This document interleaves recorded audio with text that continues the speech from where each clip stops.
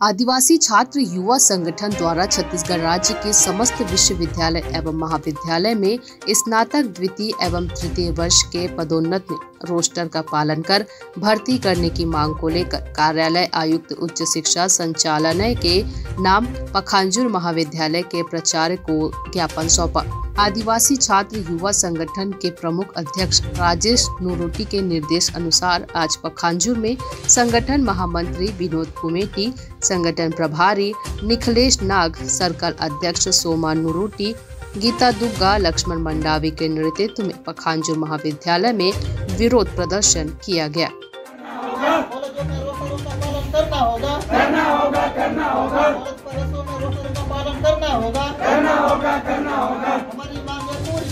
पूरी करो, पूरी करो, हमारी मांगे पूरी करो, पूरी करो, पूरी करो, हमारी मांगे पूरी करो, पूरी करो, पूरी करो। कॉलेजों में प्रवेश में रोस्टर का पालन करना होगा। आदिवासी छात्र युवा संगठन के संगठन महामंत्री विनोद कुमेटी ने बताया कि कोयली बेड़ा ब्लॉक में एकमात्र महाविद्यालय है।